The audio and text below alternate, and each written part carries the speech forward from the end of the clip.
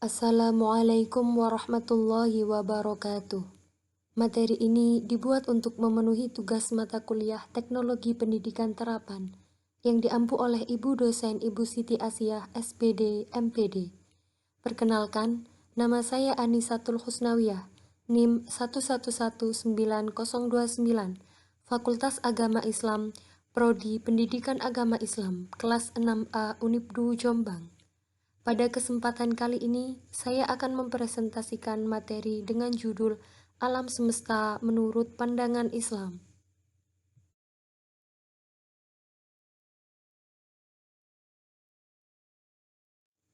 Di sini, saya membagi pembahasan menjadi 4 materi. Materi yang pertama,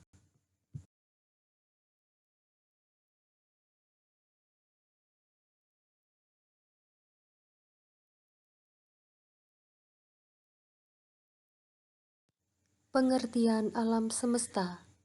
Alam semesta adalah segala sesuatu yang ada atau dianggap ada oleh manusia di dunia ini.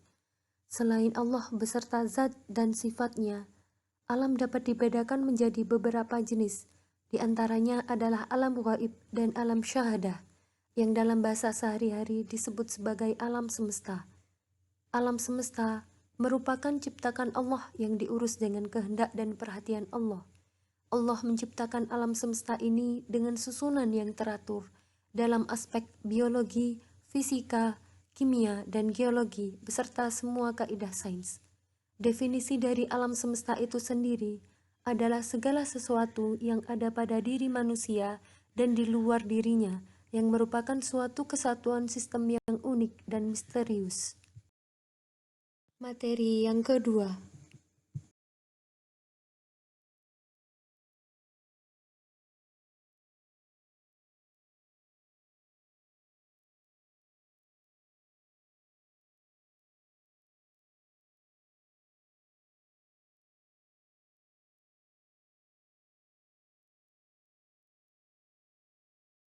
alam semesta menurut Al-Quran. Menurut pandangan Al-Quran, penciptaan alam semesta dapat dilihat pada surat Al-Anbiya ayat 30, yang artinya, "Dan apakah orang-orang yang kafir tidak mengetahui bahwasanya langit dan bumi itu keduanya dahulu adalah sesuatu yang padu, kemudian kami pisahkan antara keduanya, dan dari air kami jadikan segala sesuatu yang hidup. Maka, mengapakah mereka tiada juga beriman? Sesungguhnya, Tuhan kamu ialah Allah yang telah menciptakan langit dan bumi dalam 6 masa, lalu Dia bersemayam di atas arsy. Dia menutupkan malam kepada siang yang mengikutinya dengan cepat, dan diciptakannya pula matahari, bulan, dan bintang-bintang yang masing-masing tunduk kepada perintahnya. Ingatlah, menciptakan dan memerintah hanyalah hak Allah. Maha suci Allah, Tuhan semesta alam. Bumi sebelumnya adalah planet yang mati, dan Allah menghidupkannya dengan menurunkan air dari langit. Telah dijelaskan dalam surat An-Nahl ayat 65 yang artinya, "Dan Allah menurunkan dari langit air, dan dengan air itu dihidupkannya bumi sesudah matinya." Materi yang ketiga, penjelasan dan dalil-dalil tentang alam semesta di dalam Al-Quran. Pertanyaannya adalah, dari mana air ini berasal? Padahal waktu itu belum ada awan yang bisa menghasilkan hujan, belum ada langit yang bisa menahan uap air. Maka satu-satunya kemungkinan air berasal adalah dari arsy-Nya Allah. Dan kami turunkan air dari langit menurut suatu ukuran, lalu kami jadikan air itu menetap di bumi, dan sesungguhnya kami benar-benar berkuasa menghilangkannya. Quran Surat Al-Mu'minun ayat 18. Dan dari air kami jadikan segala sesuatu yang hidup, maka mengapakah mereka tiada juga beriman? Quran Surat Al-Anbiya ayat 30. Maka kami tumbuhkan dengan air itu berjenis-jenis tumbuhan yang bermacam-macam. Quran Surat Toha ayat 53. Dan Allah telah menciptakan semua jenis hewan dari air. Quran Surat An-Nur ayat 45. Ayat-ayat tersebut makin menjelaskan kepada kita bahwa setelah air diturunkan ke bumi, maka sebelum Allah ciptakan hewan, tentunya yang terlebih dahulu Allah ciptakan adalah tumbuh-tumbuhan sebagai cadangan makanan hewan. Kemudian hewan-hewan ada juga yang menjadi cadangan makanan untuk hewan-hewan predator. Semua jenis hewan, baik burung maupun hewan darat. Ternyata menurut ilmu pengetahuan, memang asal-usulnya hewan dari air.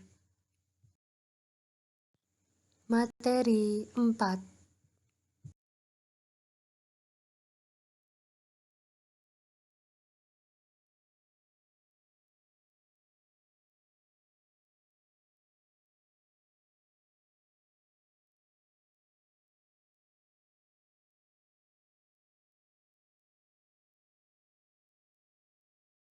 Menjaga alam semesta.